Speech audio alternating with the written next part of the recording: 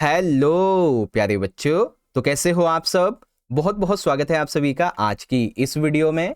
और आज की वीडियो क्लास 11th का आपका हिस्ट्री यानी कि इतिहास का जो सब्जेक्ट है बच्चों, इसी के एनुअल यानी कि फाइनल के एग्जाम के लिए बहुत ज़्यादा इंपॉर्टेंट होने वाली है। क्योंकि आज की इस वीडियो में हम डिस्कस करेंगे बच्चों आपके हिस्ट्री के फाइनल के एग्जाम के लिए हम अपना एक इंपॉर्टेंट जो सैंपल पेपर है ना बच्चों, सैंपल पेपर नंबर 5 इसी को डिस्कस करते सॉल्व करे थे ना। तो ये वीडियो इसी सैंपल पेपर 5 के सॉल्यूशन की पार्ट 2 की रहने वाली है। जी हाँ बच्चों, और ये पार्ट 2 की वीडियो या फिर यूं कहें ये हमारा 5वां सैंपल पेपर। जो बच्चे मॉर्निंग शिफ्ट के हैं इनका 10 मार्च को जो पेपर है, और इवनिंग शिफ्ट के बच्चों का जो 11 मार्च को पेपर है, सभी के लिए बहुत इंपॉर्टेंट है। क्योंकि इस पार्ट 2 की वीडियो के अंदर हम डिस्कस करने वाले हैं बच्चों अपने आगे के 3 सेक्शन। कौन कौन से? खंड नंबर गार्ड डिस्कस करेंगे, ठीक है। दीर्घोत्तरीय प्रश्न जो हमारे 8 नंबर के होंगे, यानी कि 8 नंबर के हैं तो 3 क्वेश्चन, बट सभी में अथवा होता है तो 6 क्वेश्चन आपके ये बन गए। खंड घाट डिस्कस करेंगे, स्रोत आधारित जो आपके 4 नंबर के 3 क्वेश्चन होते हैं, केस बेस्ड इनको देखेंगे। और 5 नंबर का जो आपका मैप आता है बच्चों वो देखेंगे, ठीक है ना। तो मतलब कि आपकी लॉन्ग क्वेश्चन, केस बेस्ड और मैप की तैयारी इस वीडियो से होने वाली है, ठीक है ना। ऐसे इंग्लिश मीडियम में देख लेंगे, सेक्शन ABCD रहेगा, तो CDE ये अभी हम इस सेशन में डिस्कस करने वाले हैं, ठीक है। तो आई होप आप सभी को अच्छे समझ में आ गया होगा। तो चलो बच्चों स्टार्ट करते हैं अपने आज के सेशन की वीडियो को, है ना। रेडी हो बच्चों आप लोग? रेडी हो आप लोग इस 5वें पेपर के पार्ट 2 की वीडियो के लिए? जल्दी से बोलो बच्चों, शुरुआत करें। जितने भी आपको हम 8 नंबर के केस बेस्ड और जो भी मैप बताएंगे ना बच्चों, अच्छे से प्रिपेयर कर लेना, काफी इंपॉर्टेंट क्वेश्चन हैं आपके लिए, ठीक है। चलो शुरू करते हैं पेपर 5 के पार्ट 2 की वीडियो को। तो चलिए शुरू करेंगे। चलिए देखिए, पिछली वीडियो में हमने सेक्शन नंबर ए बहुत अच्छे तरीके से डिस्कस किया था। काफी इंपॉर्टेंट एमसीक्यूज थे, आपने भी आंसर दिए थे, मैंने कुछ क्वेश्चन पूछे थे, ठीक है। फिर यहाँ पे आया था हमारा सेक्शन नंबर बी, जिसके अंदर हमारे 3-3 नंबर के क्वेश्चन थे, काफी इंपॉर्टेंट थे, और हर एक क्वेश्चन को हमने बहुत अच्छे से समझा। ओके, तो चलते हैं। अब यहाँ पे आता है सेक्शन नंबर सी। ओके, तो यहाँ पे आप देख सकते हैं बच्चों, आज के इस सैंपल पेपर का, आज की इस वीडियो का जो हमारा सबसे पहला सेक्शन है, section number C, long answer type questions का, वो यहाँ से स्टार्ट हो जाता है, जिसके अंदर 8-8 नंबर के हमसे 3 क्वेश्चन पूछे जाएंगे, ठीक है। अगर अथवा भी मिला दें तो 8-8 नंबर के टोटल हमसे 6 क्वेश्चन पूछे जाएंगे। ओके बच्चों, तो आ जाइए शुरुआत करते हैं। देखिए क्वेश्चन नंबर 28 जो है ये काफी इजी भी है और इंपॉर्टेंट भी है। क्वेश्चन ये है बच्चों, चंगेज खान कौन था, और चंगेज खान मंगोलों के लिए एक महान खान कैसे बना, या फिर महान शासक कैसे बना, या फिर मंगोलों के लिए इसकी इंपॉर्टेंस क्या है, ये समझाइए, ठीक है। तीनों बातें एक ही हैं, तो आइए समझते हैं। देखिए चंगेज खान के जन्म को लेके, जीवन परिचय को लेके आपसे 4 से 5 MCQ भी पेपर में आएंगे, जो कि आपको यहीं पे पता चल जाएंगे, ठीक है। देखिए चंगेज खान का जन्म 1162 ईस्वी में हुआ था, कहाँ पे? मंगोलिया, ठीक है। चंगेज खान का जो प्रारंभिक नाम था ये था तेमुजिन। चंगेज खान ने 1206 ईस्वी में जो शक्तिशाली जमुका और नेमन लोग थे, इनके साथ में युद्ध किया और इनको पराजित कर दिया। इसी वजह से तेमुजिन, ठीक है, चंगेज खान का प्रारंभिक नाम उस समय तेमुजिन ही था, तो तेमुजिन को स्टेपी क्षेत्र की राजनीति में एक प्रभावशाली व्यक्ति माना जाने लगा। और क्योंकि इसने जम्मू का नेमन लोगों को हराया, मंगोलों को आजाद कराया, इसीलिए चंगे ये जो तेमुजिन था, इसको चंगेज खान की, समुद्री खान की, या फिर कहें कि सार्वभौम शासक की उपाधि दी गई थी, और इसे मंगोलों का महानायक घोषित कर दिया गया था, ठीक है। तो ये तो हुई चंगेज खान के जीवन परिचय के बारे में कुछ बातें और कुछ MCQ। अब बात करते हैं कि आखिर चंगेज खान मंगोलों के लिए महान खान रहा, महान शासक रहा, या फिर चंगेज खान मंगोलों को संगठित करने वाला एक महान व्यक्ति था। समझाइए कैसे, ये सारी बातें हैं। ओके, देखिए सबसे पहला पॉइंट, यद्यपि चंगेज खान को एक विजेता के रूप में, नगरों को ध्वस्त करने वाला, यानी कि जो मंगोल लोगों को बेसिकली नुकसान पहुंचाते थे, ठीक है, उनको हराने वाला, उनके नगरों को ध्वस्त करने वाला, साथ ही चंगेज खान को हजारों लोगों की मृत्यु के लिए उत्तरदायी माना जाता था। सिंपल सी बात है भाई, जब युद्ध होता है तो कोई एक साइड के व्यक्ति तो मरते नहीं है, दोनों ओर के मरते हैं, तो इसको हजारों लोगों की मृत्यु का कारण भी माना गया। यह सब उसकी छवि धूमिल करती है। यानी कि ये सारी जो बातें हैं ना कि नगरों को ध्वस्त करना, हजारों लोगों को मारना, ठीक है, ये सभी जो है उसके ऊपर कहीं ना कहीं एक दाग लगाती है, ठीक है। लेकिन फिर भी ये मंगोलों के लिए एक महान शासक बना। अब बताते हैं कैसे। तो सबसे पहला पॉइंट, चंगेज खान ने मंगोलों को संगठित किया, यानी कि विभिन्न मंगोल जो अलग अलग क्षेत्र में टूटे थे उनको एकत्र किया, संगठित किया, ठीक है। साथ ही कबीलाई लड़ाइयों को समाप्त किया। अभी हमने देखा था नेमन जम्मू का लोगों को बेसिकली जो था इसने हराया था। तो इससे क्या हुआ, कबीलाई जो लड़ाइयां थी इनकी खुद की भी और लोगों जो इनको इंटरप्ट करते थे एकत्र होने में उनको समाप्त कर दिया, ठीक है। चीनियों के द्वारा शोषण से मुक्ति दिलाई, यानी कि जब चंगेज खान, ठीक है, ये चंगेज खान बन रहा था तो उस समय चीनी जो थे वो मंगोलियाओं पर शोषण कर रहे थे। तो चंगेज खान ने चीनियों को भी हराया। उसके बाद में चंगेज खान ने एक पार महाद्वीपीय साम्राज्य की स्थापना की, यानी कि केवल एक ही देश में नहीं बल्कि उसका मंगोलियाई साम्राज्य विभिन्न देशों तक फैला। साथ ही चंगेज खान ने व्यापार और बाजारों को पुनर्निर्मित किया, स्थापित किया, ताकि विभिन्न देशों के लोग हमारे यहाँ आए, व्यापार करें और हमारी जो संस्कृति है उसको भी अपनाएं। साथ ही साथ चंगेज खान ने मंगोल शासन में बहुजातीय, बहुभाषीय, बहुधार्मिक इसको अपनाया। अर्थात चंगेज खान ने अपने शासन में विभिन्न जातियों की, विभिन्न भाषाओं को बोलने वाले, विभिन्न धर्मों के जो लोग थे इनको भर्ती किया, ठीक है, इन सदस्यों को रखा ताकि विभिन्न जाति, धर्म, भाषा को मानने वाले लोग हमारे साम्राज्य को, हमारे शासन को स्वीकार करें। उन्हें ऐसा न लगे कि ये किसी एक धर्म का ही शासन, ठीक है। अब वर्तमान में मंगोलिया एक स्वतंत्र राष्ट्र है और इन सभी कारणों की वजह से मंगोल जो हैं वो चंगेज खान को एक महान राष्ट्र नायक के रूप में मानते हैं और उन्हें पूजते भी हैं, ठीक है। तो ये कॉन्सेप्ट था बच्चों, चंगेज खान एक महान शासक क्यों है मंगोलों के लिए और उसके जीवन परिचय के बारे में, ठीक है। और कुछ कुछ जो एमसीक्यूज भी आ सकते हैं चंगेज खान के बारे में वो भी आपको मैंने बताया, ठीक है बच्चों। चलिए, अब ये क्वेश्चन तो आसान था, इंपॉर्टेंट था, समझ गए। अब जो दूसरा क्वेश्चन है इसका अथवा वाला, ये थोड़ा सा डिफिकल्ट है, इसीलिए थोड़ा ध्यान से समझिएगा क्योंकि ये क्वेश्चन हो सकता है कि आपने देखा भी ना हो।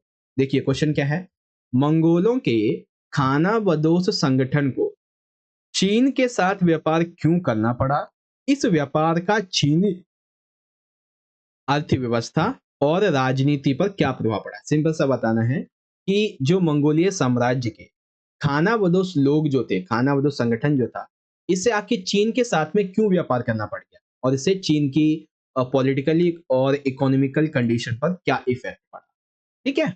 चलिए देखते हैं। तो सबसे पहले देखो बात करेंगे, पहले तो हम वही एक लाइन लिख देंगे, इस तरीके से प्रभाव पड़ा ये कुछ बात।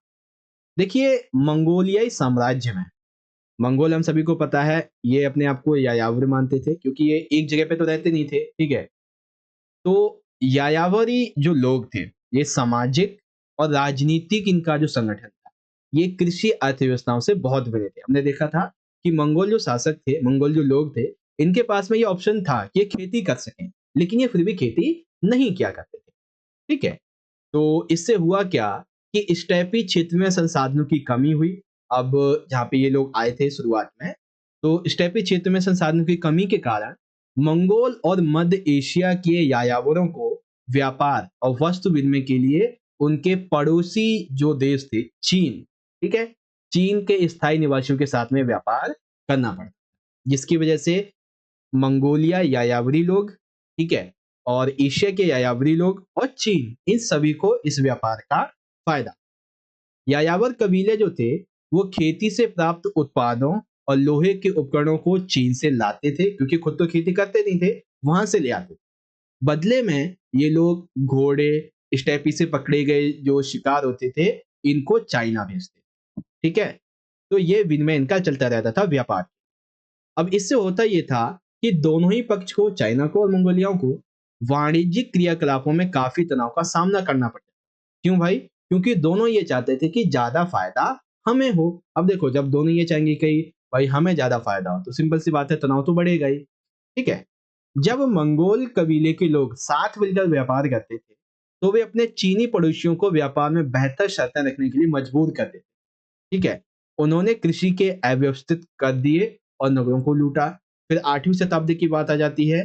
8वीं शताब्दी ईसा पूर्व से ही अपनी प्रजा की रक्षा के लिए चीनी जो शासक थे इन्होंने किलेबंदी करना शुरू कर दिया। आज के टाइम पे हम जो चीन की महान दीवार देखते हैं वो इसी टाइम पे बनाई गई थी, ताकि जो मंगोलियाई यायावरी लोग हैं, एशियाई यायावरी लोग जो हैं वो हम पर आक्रमण करके हमारी कृषि को ना लूट सके। ठीक है, ये थी इसकी पूरी की पूरी कहानी। तो इसके इकोनॉमिकल और पॉलिटिकल जो इफेक्ट की बात रही वो बस यही है। ठीक है, आई होप आप सभी को ये क्वेश्चन समझ में आ गया होगा। काफी डिफिकल्ट था लेकिन बहुत ही इजी तरीके से समझ में आ गया। ठीक है, अब बात करते हैं इंग्लिश मीडियम में। तो who was Chengiz Khan and how did he become the great khan of the Mongols? तो चंगेज खान कब जन्म हुआ, क्या नाम था, तेमुजिन और what, and then Chengiz Khan एक ग्रेटेस्ट खान कैसे बना मंगोलों के लिए, क्यों है आखिरकार, तो वो आप यहां से पढ़ सकते हैं। ठीक है, चलिए अब इंग्लिश में आ जाता था ये वाला question. The nomadic organisation of the Mongols lead to trade with China, the impact of the this trade on the Chinese economy and politics, what? तो बस ये क्वेश्चन था हमारा, यही आपका यहाँ पे आंसर हो जाता है। आप इन सभी पॉइंट्स को इजीली पढ़ सकते हैं। ठीक है, ओके, तो अब हम बात करेंगे बच्चों अपने अगले क्वेश्चन की, क्वेश्चन नंबर 29। ठीक है, देखिए क्वेश्चन में क्या पूछा गया है। जापान में आक्रामक राष्ट्रवाद और जापान में पश्चिमीकरण और परंपरा पर संक्षेप में चर्चा कीजिए। बेसिकली 8 नंबर के 2 क्वेश्चन और 3 नंबर के 2 क्वेश्चन आपके यहाँ पे हैं। ठीक है, पहला क्वेश्चन क्या है, जापान में जो राष्ट्रवाद था वो कैसा था और ये आक्रामक रूप कैसे लेता चला गया ये बताना है। साथ ही जापान की अपनी खुद की सांस्कृतिक परंपराएं क्या थी और पश्चिम से जो संस्कृति परंपरा जापान में अपनाई जा रही थी वो क्या थी, इसके बारे में कुछ इतिहासकारों के विचार और इसके प्रभाव, ये 2 बातें बता। ठीक है, आ जाइए बात करते हैं। सबसे पहले देखेंगे बच्चों जापान में आक्रामक राष्ट्रवाद के बारे में। ठीक है, सबसे पहला पॉइंट, पहले हम बताएंगे बच्चों डायट के बारे में। ठीक है, फिर बताएंगे मंत्री परिषद के बारे में। तो लिखेंगे मेजी संविधान सीमित मताधिकार पर आधारित था, इसीलिए उसने डायट बनाई। ठीक है, जिसके अधिकार भी सीमित थे। शाही पुनर्स्थापना करने वाले जो नेता थे वो सत्ता में बने रहे, जिन्होंने अपनी राजनीतिक पार्टियों का गठन किया। ठीक है, इसके बाद उन्होंने पार्टियों का भेद भुलाकर बनाई गई जो राष्ट्रीय एकता थी ये अब मंत्री परिषदों के हाथों से जाती रही। फिर यहाँ पे 1918 और 31 के आसपास यहाँ पे जापान में जनमत हुआ और इस जनमत से प्रधानमंत्री चुने गए, मतलब कुछ चुने गए थे जिन्होंने अपने मंत्री परिषद बनाई। और इस मंत्री परिषद ने ये कहा कि जो सम्राट है वो सैन्य बलों का कमांडर रहेगा और 1890 से ये माना जाने लगा था कि यहाँ की थल सेना और जो नौसेना है अब वो स्वतंत्र है, इसका मतलब सरकार का इस पर नियंत्रण नहीं है। उसके बाद 1899 में प्रधानमंत्री ने आदेश दिया कि केवल सेवारत जनरल और जो एडमिरल थे यही मंत्री बन सकते हैं, अर्थात जो सैनिक लोग हैं केवल वही मंत्री बन सकते हैं। ओके, सेना को मजबूत बनाने की मुहिम और जापान के उपनिवेश देशों की वृद्धि इस डर से जुड़ी हुई थी कि जापान पश्चिमी शक्तियों की दया पर निर्भर है, अर्थात सेना की मजबूती जापान की और जापान की अर्थव्यवस्था का विकास, ऐसा लगता था लोगों को कि ये पश्चिमी देशों की दया पर जी रहे हैं, लेकिन ऐसा नहीं था। इसी डर को सैन्य विस्तार के खिलाफ सैन्य बलों को अधिक धन देने के लिए वसूले जाने वाले उच्चतर करों के खिलाफ उठने वाली आवाजों को दबाने में इस्तेमाल किया गया। तो ये आक्रामक राष्ट्रवाद था जो कि आपको पता चला, जिसमें डाइट के बारे में, मंत्री परिषद के बारे में और सेना के बारे में ये बातें आपको बतानी। ठीक है, फिर बात आती है यहाँ पे पश्चिमीकरण और परंपरा की। तो ध्यान से समझिए, जापान के अन्य देशों के साथ संबंध जो थे इसको लेके बुद्धिजीवियों के अलग अलग विचार, जिसमें सबसे पहले थे फुकुजावा युकिची।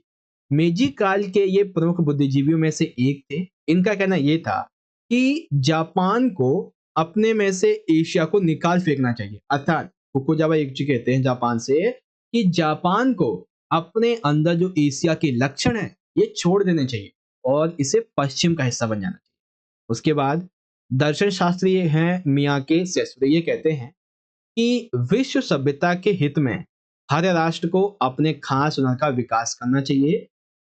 अपने को अपने देश के लिए समर्पित समर्पित करना, विश्व को समर्पित करना, यानी कि हमें स्वयं अपने से मतलब रखना चाहिए, जिसका अर्थ है कि हम पूरे विश्व से मतलब रखते हैं। इनका ये मतलब मानना था। बहुत से बुद्धिजीवी पश्चिमी उदारवाद की तरफ आकर्षित थे। वे चाहते थे कि जापान अपना जो आधार है वो सेना की बजाय किसको बनाए, लोकतंत्र को बनाए। फिर उइकी एमोरी की बात आती है। वे उदारवादी शिक्षा के पक्ष में थे और वे कहते थे कि प्रत्येक व्यक्ति को विकसित करने के लिए व्यवस्था से ज्यादा कीमती चीज है आजादी, यानी कि विकसित करना ज्यादा जरूरी नहीं है, ज्यादा जरूरी है उनकी आजादी। ठीक है। आखिरकार इन सभी के अलावा कुछ दूसरे लोगों ने तो यहाँ तक महिलाओं के मताधिकार की भी सिफारिश की। उन्होंने कहा कि महिलाओं को भी मताधिकार मिलना चाहिए। और इन सभी के कारण क्या हुआ, वहां पे जो सरकार थी उस समय, इसने संविधान मतलब सरकार को संविधान लागू करने के लिए, संविधान की घोषणा के लिए बाध्य। ठीक है। तो ये कॉन्सेप्ट था बच्चों आपका इसके बारे में। ठीक है, पश्चिमीकरण और परंपरा और साथ ही आक्रामक राष्ट्रवाद। ठीक है। चलिए इंग्लिश में कहा, अभी एक क्वेश्चन और है कि 14वीं शताब्दी के आरंभ में यूरोप का आर्थिक विस्तार धीमा पड़ने लगा। समालोचनात्मक परीक्षण कीजिए। तो यूरोप का जो आर्थिक विस्तार था वो धीमा क्यों पड़ने लगा, बस ये बता। तो आइए देखते हैं। 14वीं शताब्दी के आरंभ में यूरोप के आर्थिक विस्तार के धीमा पड़ने के कारण निम्नलिखित थे।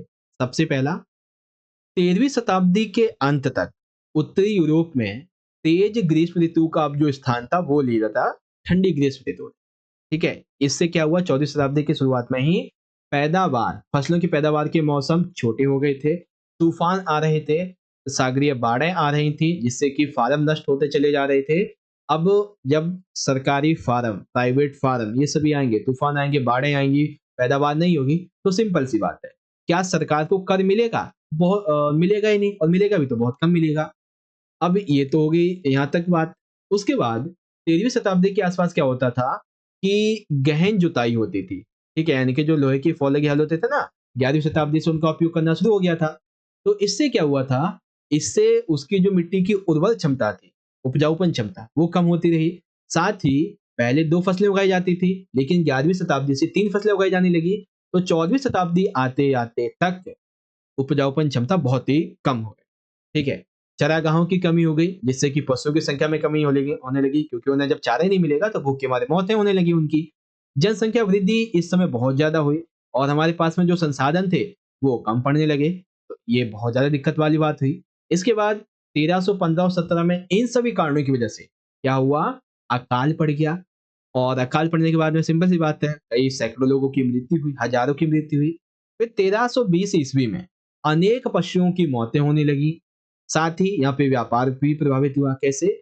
ऑस्ट्रिया व सर्बिया की जो चांदी की खदानें थी, यहाँ पे चांदी का उत्पादन कम होने लगा और धातु मुद्रा में इससे व्यापार में कमी आई और चांदी की जो मुद्राएं थी वो भी अब मिलनी कम हो गई थी।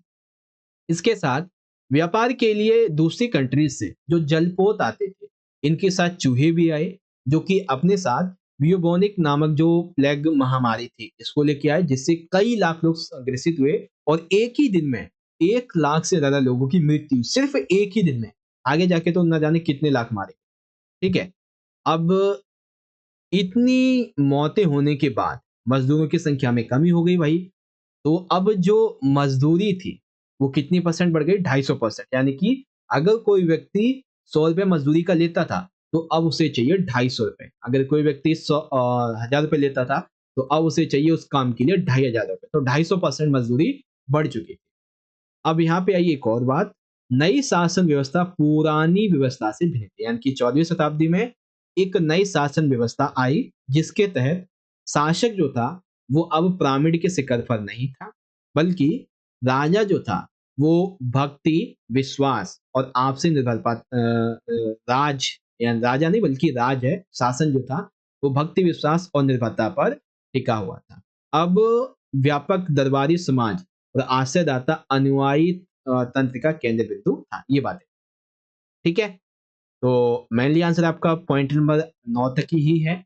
आप इसको अच्छे से पढ़ लो और काफी इंपॉर्टेंट क्वेश्चन है बच्चों 8 नंबर का। आई होप आपको समझ में आ चुका होगा। ठीक है। 29 के दोनों क्वेश्चन आपको समझ में आ गए अच्छे तरीके से। अब चलते हैं अगले क्वेश्चन की तरफ। अच्छा एक सेकंड, इंग्लिश में देख लेते हैं। ठीक है। Briefly discuss aggressive nationalism, westernisation and tradition in Japan. क्या क्या है?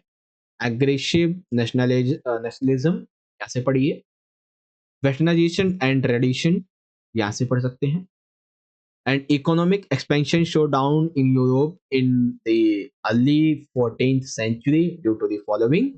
तो ये पॉइंट है, आप यहां से पढ़ सकते हैं। ओके ओके, तो अब हम बात करेंगे बच्चों क्वेश्चन नंबर 30 की। बड़े ध्यान से समझिएगा। क्वेश्चन हमारा ये है कि उत्तरी अमेरिका में मूल निवासियों के अधिकारों एवं हितों की रक्षा करने के लिए क्या क्या कदम उठाए गए और वर्तमान में उनकी स्थिति क्या है, समझाइए। ठीक है, तो आइए ध्यान से समझते हैं। देखिए, जब हम उत्तरी अमेरिका के मूलवासियों की बात करते हैं तो इनके साथ में 1920 तक कुछ ज्यादा अच्छा नहीं हुआ। ठीक है, लेकिन 1928 में एक सामाजिक वैज्ञानिक लेवाइस मेरियम के निर्देशन में एक सर्वेक्षण संपन्न हुआ। ठीक है, जो कि लिखा गया था the problem of Indian administration के बारे में। इसमें यह कहा गया कि रिजर्वेशन में रह रहे जो मूल निवासी हैं, इनकी स्वास्थ्य एवं शिक्षा जो सुविधाएं हैं वो बहुत ही मार्मिक हैं, बहुत ज्यादा अच्छी नहीं है, ये बहुत ज्यादा कष्ट में जी रहे हैं। ये बात इस प्रकाशन में कही गई। उसके बाद 1934 का इंडियन रीऑर्गेनाइजेशन एक्ट आया, जिसके द्वारा रिजर्वेशन में मूल निवासियों को जमीनें खरीदने और उधार यानी कि ऋण देने का अधिकार हासिल हुआ। अर्थात पहले तो क्या हुआ कि जो मूल निवासी रिजर्वेशन में रह रहे थे उनके स्वास्थ्य और सुविधाओं को अच्छा किया गया। उसके बाद रिजर्वेशन में जो मूल निवासी थे उनको जमीनें खरीदने के लिए, ऋण यानी कि उधार लेने के लिए ये अधिकार मिले। फिर 1950-60 के दशक में ये कहा गया कि अब ये जो मूल निवासी हैं ये मुख्य धारा में भी शामिल होंगे, अर्थात अब ये मूल निवासी यूरोपीय संस्कृति को अपनाएंगे।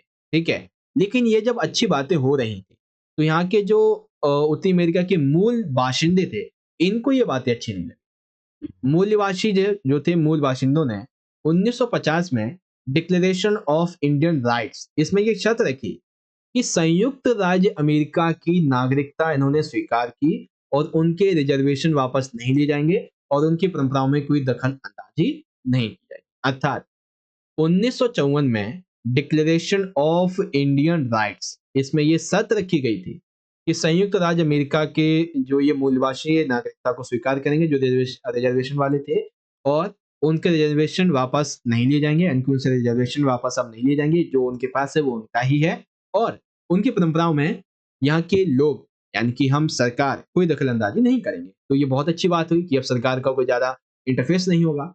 कनाडा में 1969 में सरकार ने घोषणा की कि वह आदिवासी अधिकारों को मान्यता नहीं देगी। मूल निवासियों के द्वारा इसके लिए बहुत विरोध प्रदर्शन किए गए एवं उन्हें 1982 में सफलता मिली और आदिवासियों को अधिकारों को मान्यता भी मिल गई। ठीक है, तो ये एक रहा आपका क्वेश्चन उत्तरी अमेरिका के मूल निवासियों के अधिकारों एवं हितों के लिए उठाए गए कुछ कदमों के बारे में। ओके, सेकंड क्वेश्चन, अमेरिका की आर्थिक एवं राजनीतिक विस्तार में गोल्ड रश की क्या भूमिका थी, स्पष्ट कीजिए। एक क्वेश्चन ये भी आ सकता है कि अमेरिका में गोल्ड रश से होने वाले बदलावों का वर्णन कीजिए। ठीक है ना, दो क्वेश्चन है, ध्यान से समझिएगा। पहले बात करते हैं कि आखिर गोल्ड रश है क्या। तो 1840 में संयुक्त राज्य अमेरिका का एक शहर, एक देश कैलिफोर्निया, यहाँ से सोने के कुछ चिन्ह मिले खुदाई के दौरान। ठीक है, इसी को यहाँ के जो पुरातत्वविद थे उन्होंने नाम दिया गोल्ड रश का, अर्थात गोल्ड से, सोने से उत्पन्न होने वाली भीड़। क्या था? तो गोल्ड रश यह उस आपाधापी का नाम था जिसमें हजारों लाखों की संख्या में आतुर जो यूरोपीय लोग थे वो चुटकियों में अपनी तकदीर संवार लेने की उम्मीद से अमेरिका पहुंचे। अर्थात गोल्ड रश जैसा कि नाम से पता चलता है सोने के लिए उत्पन्न हुई भीड़। सोना वो सोने वाला नहीं, स्लीप वाला नहीं, या गोल्ड वाला सोना। ठीक है ना, तो जब ये पता चला उत्तरी अमेरिका के कैलिफोर्निया में कि यहाँ पे कुछ सोने के चिन्ह मिले, तो हो सकता है कि यहाँ पे सोना भी हो। तो इसकी वजह से कई हजारों की संख्या में लोग इस आशा से अमेरिका पहुंच गए कि यहाँ पे सोना मिलेगा तो हमारी जिंदगी संवर जाएगी। अब इससे बहुत सारे बदलाव हुए। क्या क्या बदलाव हुए? सबसे पहला बदलाव ये हुआ कि पूरे अमेरिका महाद्वीप में रेलवे लाइनों का निर्माण हुआ, क्योंकि भीड़ जल्दी तेजी से पहुंची, तो रेलवे लाइनों का निर्माण हुआ, उद्योगों का भी निर्माण हुआ। जैसे संयुक्त राज्य अमेरिका में 1870 में और कनाडा में 85। ठीक है। रेलवे के साज सामान बनाने के उद्योग विकसित हुए, अर्थात एक रेल बनाने के लिए उसकी पटरी, उसके डब्बे, उसकी इलेक्ट्रिसिटी और भी बहुत सारी चीजें हैं, तो इसको बनाने के लिए भाई जो उद्योग है वो तो आएंगे ही आएंगे, विकसित होंगे ही। तो इससे क्या हुआ? उद्योग भी विकसित हुए और आम लोगों को इससे रोजगार भी मिला। ठीक है। संयुक्त राज्य और अमेरिका और कनाडा, यहाँ पे औद्योगिक नगर जो थे वो विकसित हुए। बड़े पैमाने पर कृषि और कृषि को करने वाले जो यंत्र थे इनका भी उत्पादन प्रारंभ हुआ, क्योंकि जितने भी लोग आए अमेरिका में गोल्ड रश की वजह से, कुछ को तो सफलता मिली, जिसको नहीं मिली वहां पे जमीनें खरीद के वो कृषि करने लगे। 1890 में वह दुनिया के अग्रणी औद्योगिक शक्ति बन चुका था। कौन? कैलिफोर्निया। हजारों की संख्या में चीनी श्रमिक भी नियुक्ति हुई। सिंपल सी बात है, अगर किसी भी देश में चले जाओ, अगर वहाँ पे चीनी श्रमिक ना मिले तो समझ लो वहाँ पे कोई विकसित अर्थव्यवस्था है ही नहीं, क्योंकि चीनी श्रमिक 20वीं शताब्दी से पहले बहुत ज्यादा देशों में काम करते थे। आज का तो ज्यादा कुछ पता नहीं। ठीक है। प्रशांत महासागर और अटलांटिक महासागर के बीच का क्षेत्र राज्यों में विभाजित किया जा चुका था। अब यहाँ पे जो अमेरिका के लिए एक फ्रंटियर था, अब वो कोई फ्रंटियर यहाँ पे नहीं बचा। ठीक है। तो इन 20 से 22 मिनट के अंदर हमने 8-8 नंबर के इन 3 क्वेश्चन को बहुत अच्छी तरीके से समझ लिया। गोल्ड रश क्या था, इससे होने वाले बदलाव क्या थे, इन सभी के बारे में। अब इंग्लिश में देखते हैं बच्चों कि what steps were taken for the rights and in interest of the native in north America, what is their current status. तो इसके बारे में क्या बातें थी, और एक आदिवासी वाला जो है वो यहाँ पे आ जाएगा। एंड देन सेकंड क्वेश्चन है कि explain the role of the gold rush in America's economy and political expansion. ठीक है। चलिए देख सकते हैं। सबसे पहले तो गोल्ड रश है क्या और क्या क्या इसकी वजह से चेंजेस हुए वो यहाँ पे देखिए। ओके, चलिए। तो क्या अब आप तैयार हैं अपने अगले सेक्शन की तैयारी के लिए? चलिए, यहाँ पे आ जाते हैं बच्चों सेक्शन नंबर डी, जिसमें स्रोत आधारित हमारे क्वेश्चन होने वाले हैं। क्वेश्चन नंबर 31 क्या है? स्रोत को पढ़ना है, नीचे दिए गए प्रश्नों का आंसर देना है। 4 नंबर।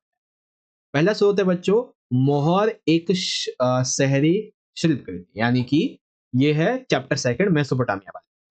तो आप यहाँ पे मेसोपोटामिया की ये जो मोहर शहरी शिल्पकृति स्रोत है, इसको आप चाहें तो पढ़ सकते हैं। ठीक है। जो आंसर होगा वो मैं आपको आंसर बताऊंगा इसी में से ढूंढ के।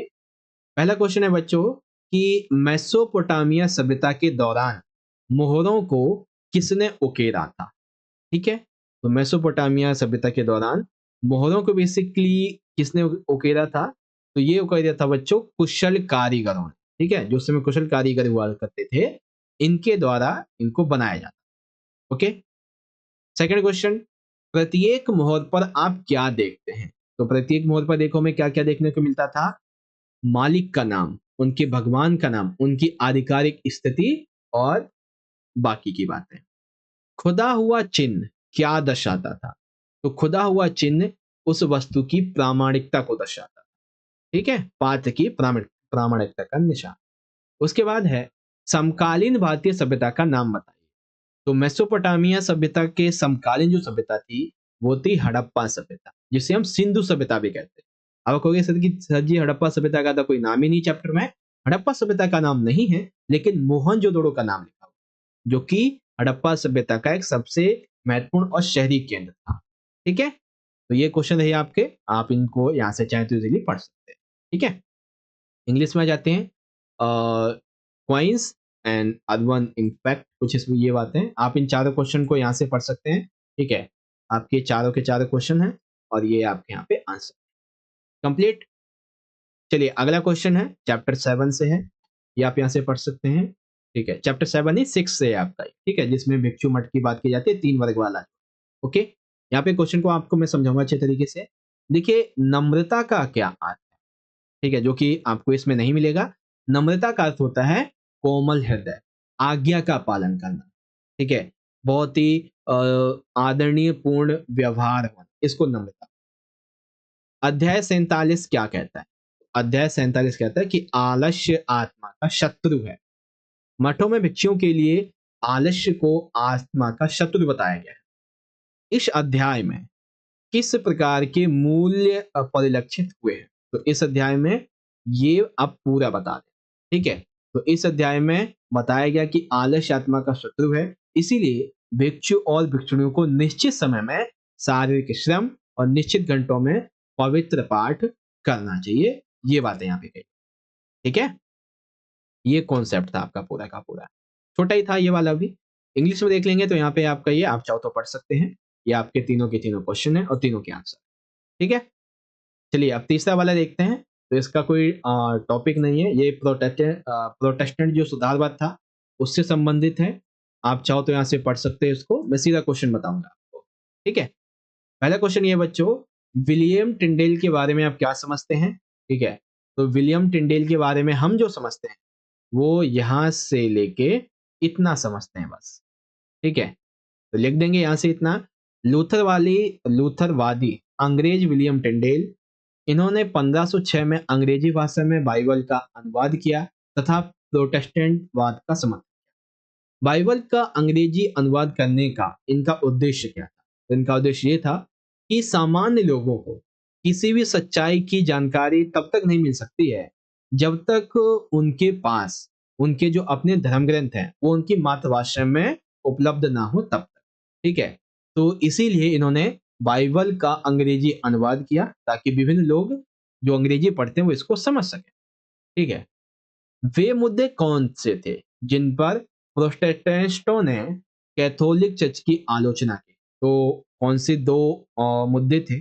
पहला मुद्दा ये था कि जनता को अत्याचारी शासक को अपदस्थ करने का अधिकार है और वे उनके स्थान पर अपने पसंद के व्यक्ति को शासन बना सकते हैं, लेकिन उन्हें ये बात नहीं दी जा रही, ठीक है, उन्हें ये अधिकार नहीं दिया जा रहा था, तो इसकी आलोचना। अंततः यूरोप के अनेक क्षेत्रों की तरह फ्रांस में भी कैथोलिक चर्च ने जो प्रोटेस्ट लोग थे, ठीक है, इनको अपनी पसंद के अनुसार उपासना करने की छूट दे दी, ठीक है, सफलता मिल गई।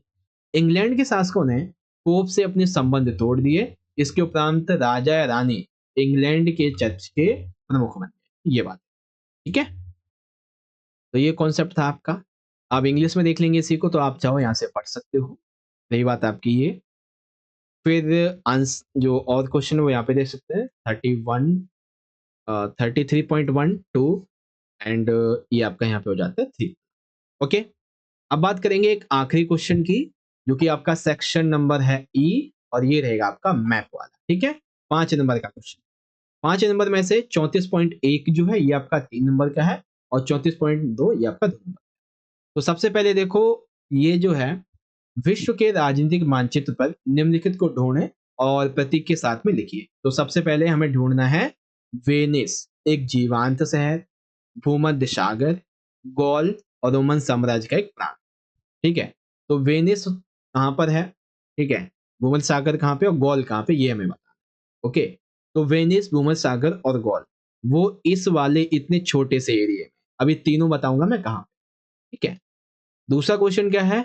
दूसरा ये है कि उसी रूपरेखा मानचित्र पर ए और बी ये अंकित किए गए हैं, ठीक है बात भाई। ये देखो ए यहाँ पर है और बी हमारा ऑस्ट्रेलिया के ऊपर यहाँ पे अंकित किया गया है। अब क्या है ये? तो ए जो है वह क्षेत्र जो आबादकारों के द्वारा 1867 में रूस से खरीदा गया था, तो उसका नाम क्या था? उसका नाम था बच्चों अलास्का। क्या नाम था? अलास्का। वह क्षेत्र जहां से एक भूमि सेतु से होते हुए एवरनीज ऑस्ट्रेलिया आए थे, उस भूमि का क्या नाम था? उस भूमि का नाम था न्यू गिनी, ठीक है। तो अलास्का कहाँ पे भाई? यहाँ पे अलास्का और ये है आपका न्यू गिनी। चलिए एक भरा हुआ मैप आपको दिखाता हूँ। ये देखो ध्यान से समझो, ये वाला क्या है हमारा? ए वाला अलास्का और ये जो बी वाला ये हमारा है न्यू। उसके बाद में हम बात कर रहे थे गॉल की, वेनिस की, भूमध्य सागर की, है ना। तो ध्यान से देख लो, ये वर्ल्ड का मैप है। वेनिस जो वो इटली में है और इटली कहाँ पे है? इटली इस वाले एरिया में है, यहाँ पे ये इटली है। इटली के ऊपर ही आ जाता है फ्रांस, ये वाला, और फ्रांस में ही है आपका गॉल, गॉल वेनिस, और इटली में ही वेनिस है। भूमध्य सागर कहाँ है? तो इटली के नीचे ये जो इतना एरिया है ये भूमध्य सागर ही है। ठीक है, ये क्या है? भूमध्य सागर ही है ये। ओके, तो इस तरह से प्यारे बच्चों आप सभी ने मेरे साथ मिलकर आज की इस वीडियो में क्लास 11th के अपने हिस्ट्री यानी कि इतिहास के फाइनल के एग्जाम के लिए जो एक सैंपल पेपर नंबर हमारा 5 था, है ना, इसका सॉल्यूशन का पार्ट 2 भी अब हमने यहाँ पे पूरा कर लिया है। और आशा करता हूँ बच्चों कि इस वीडियो के अंदर जितने भी आपको टॉपिक बताए हैं, आपके 8 नंबर के क्वेश्चन हो, आपके केस बेस्ड क्वेश्चन हो 4 नंबर वाले, और आपका मैप है 5 नंबर का, ये आपको अच्छे से समझ में आ गया होगा, है ना। तो एक बार सारे बच्चे ना जल्दी से आप लोग कमेंट बॉक्स में आओ और कमेंट बॉक्स में आप लोग अपना फीडबैक बता के जाओ कि आपको पेपर कैसा लगा है, अच्छे से समझ में आया या नहीं सारी चीज़ें, और वीडियो अच्छी लगी है, समझ में आया है, तैयारी अच्छी हुई है, तो ज़्यादा से ज़्यादा वीडियो को लाइक कर दो बच्चों, ठीक है, शेयर कर देना अपने दोस्तों में ताकि वो भी देख लें भाई पेपर को। और हाँ, ये रही मेरी इंस्टाग्राम की आईडी, आप मुझे फॉलो कर सकते हो, और बाकी चैनल को सब्सक्राइब करके बेल नोटिफिकेशन को ऑल पे जरूर सेट करना ताकि जब भी कोई नई वीडियो आए आप 11वीं क्लास की उसको देख सको। अभी कई पेपर है ना आपके बाकी, तो उनकी भी तैयारी करवा देंगे, ठीक है। तो चलो बच्चों, मिलते हैं आपसे अगले पेपर में अगली किसी नई वीडियो के साथ। तब तक के लिए आप पढ़ते रहिए, अपना ख्याल रखिए, रिवीजन करते रहिए, तैयारी करते रहिए, हम भी लाएंगे आपके लिए वीडियो सभी और, ठीक है। चलिए बहुत बहुत धन्यवाद। जय हिंद, जय भारत, वंदे मातरम।